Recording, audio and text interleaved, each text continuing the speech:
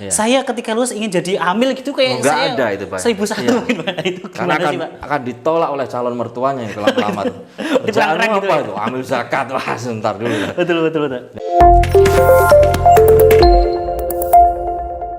Podcastmu, ngobrol asik bersama Lazismu. Assalamualaikum warahmatullahi wabarakatuh. Kembali lagi bersama podcast Lazismu. Kali ini kita edisi yang sangat spesial. Kita menghadirkan langsung narasumber dari Lazismu Pusat.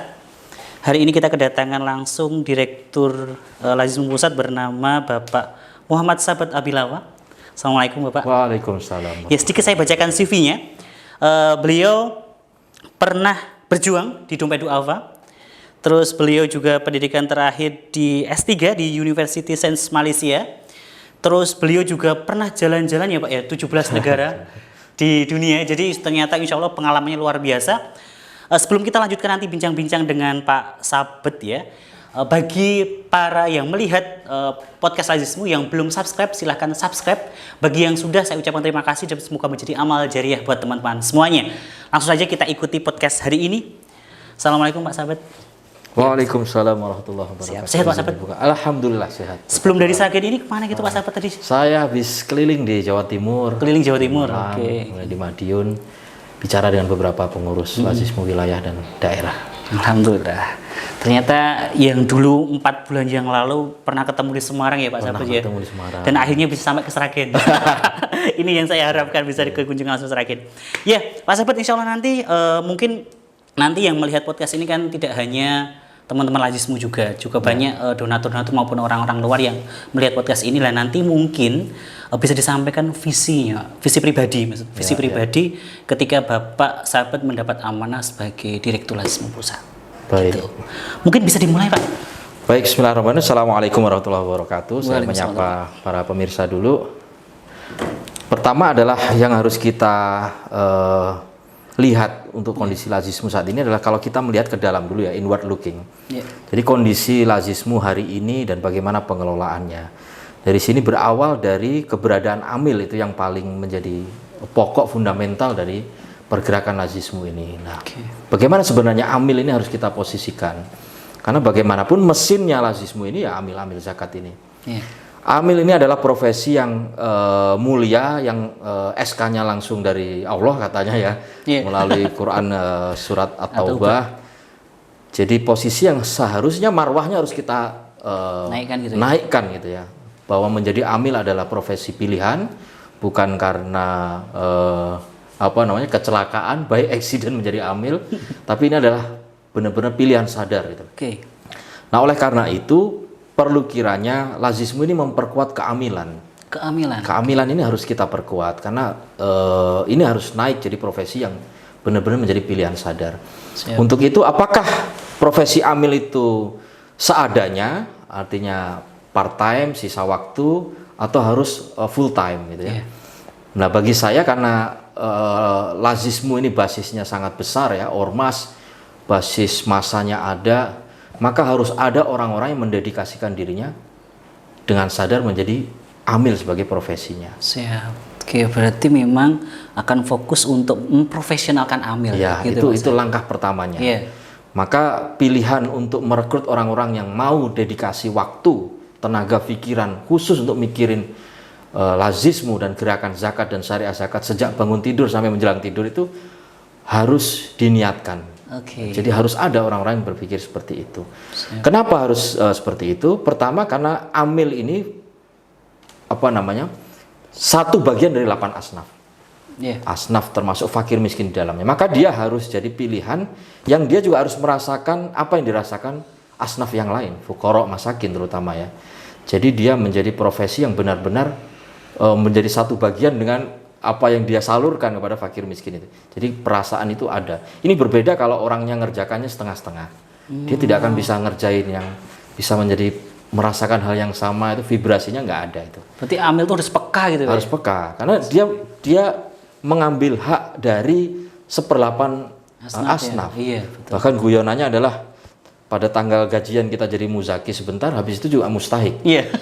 Jadi siapa mustahik yang jadi muzaki itu ya amil zakat. Nah, dia harus benar-benar diinikan profesional.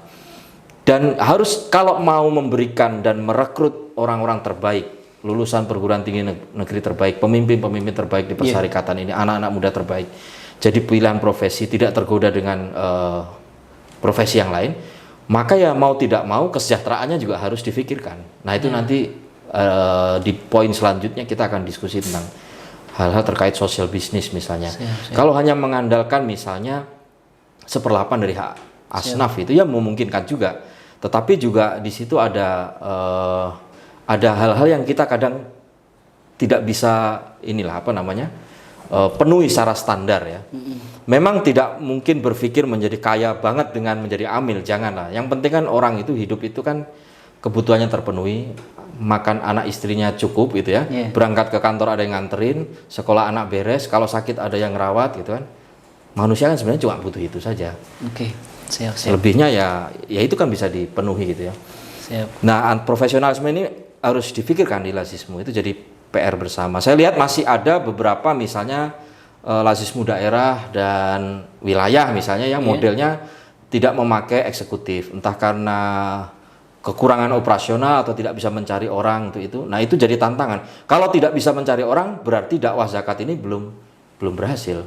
Dan tidak bisa maksimal juga ya. Karena kita harus menjadikan amil ini profesi yang anak-anak itu meliriknya. Generasi-generasi terbaik di masa depan. Caranya, Pak?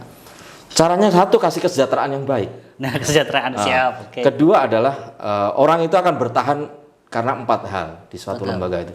Satu, nyaman. Nyaman itu dalam arti tidak banyak konflik, dia bisa mengaktualisasikan dirinya. Ruang-ruang itu harus dibuka.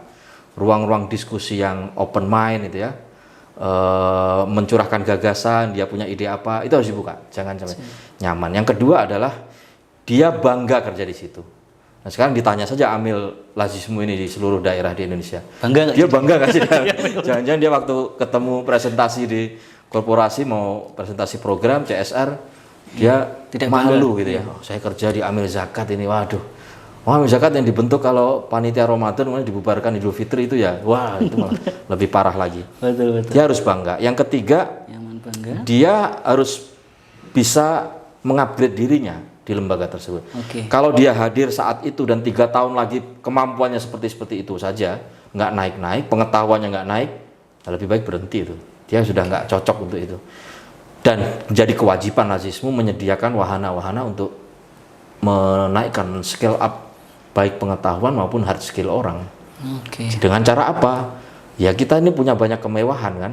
Misalnya ini kalau bencana datang, kalau kita nggak kirim orang, itu dia nggak akan punya kemewahan untuk merasakan itu hal yang tidak bisa dilakukan oleh orang yang kerja di perbankan misalnya. Betul. Atau dia nolong orang saja, nolong orang secara langsung ya melalui bantuan yang disalurkan ke kita. Itu kan ada perasaan yang nggak bisa diceritakan untuk orang yang kerja di tempat lain.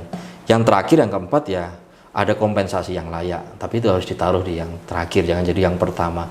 Kalau yang terakhir ini juga tidak bisa tercapai juga ya tidak mustahil orang turnovernya tinggi. Ya kayak targetan yang harus dipenuhi gitu ya seorang amil. Oke, siap.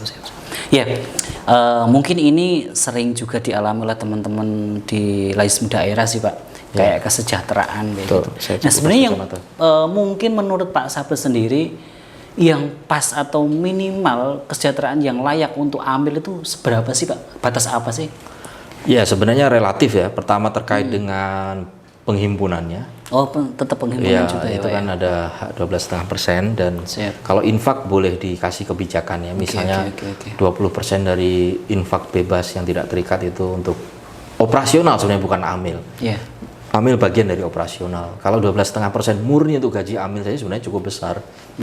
Tapi karena ada overhead kantor dan sebagainya ya. Yang kedua ya standar minimalnya UMR biasanya ya. Itu paling tidak harus pegang dulu ya Pak ya. Atau nisab zakat. Jadi harus di atas nisab zakat. Sekarang nisab zakat mungkin berapa itu? 2,5%. Nisab zakat yang orang wajib jadi muzaki itulah 81 gram emas setahun gitu ya. 85 gram emas setahun. Segitu. Itu yang agak mewah itu. Karena dia harus kelompok yang harus membayar zakat. Kira-kira ya itu harus diusahakan betul. Siap.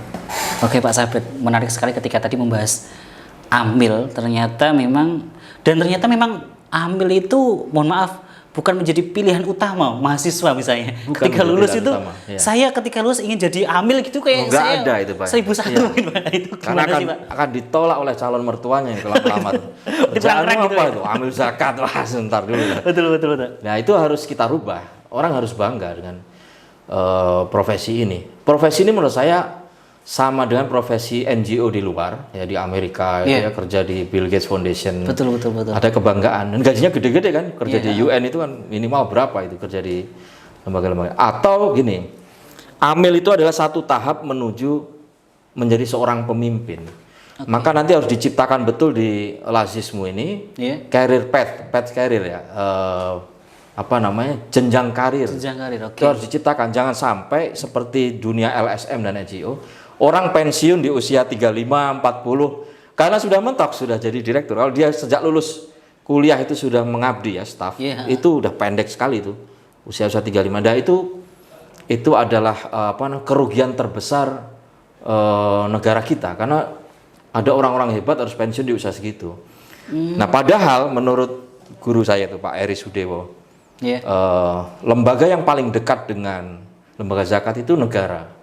Jadi negara adalah lembaga non profit dan filantropi terbesar itu. Pemerintah itu adalah lembaga non profit terbesar.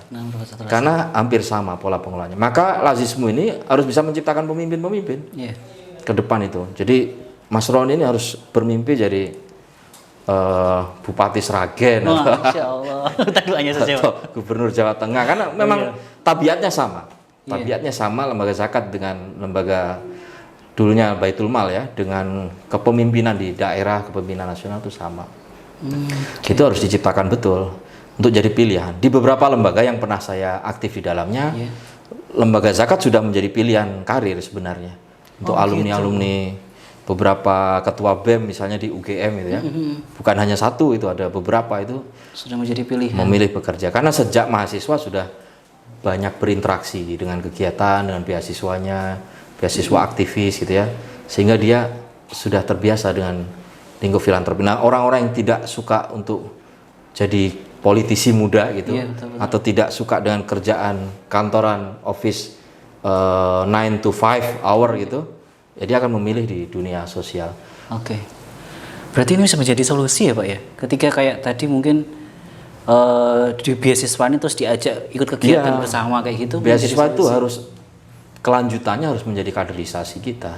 Oke. Karena lembaga zakat ini butuh orang-orang hebat untuk masuk ke dunia ini, untuk mengangkat marwahnya itu. Oke. Nah, itu inward lookingnya ya. Kalau kita melihat keluar, outward lookingnya beberapa program, nah itu harus sekreatif mungkin. Program misalnya kita bagi 6 pilar ya. Iya. Pendidikan. Pendidikan itu tidak hanya memberi sekali saja menurut saya. Dia harus mampu menjawab solusi mengentaskan gitu. Dari dia terjebak dalam lingkaran kemiskinan jadi lepas. Kelemahannya mahal ya. Pendidikan tuh lama, mahal gitu ya. Hasilnya tapi lebih pasti Lebih pasti. dibandingkan ekonomi. Iya. Ekonomi relatif lebih murah dari pendidikan, kasih modal sekian, dia harus lulus masuk dari zona merah ke zona hijau misalnya.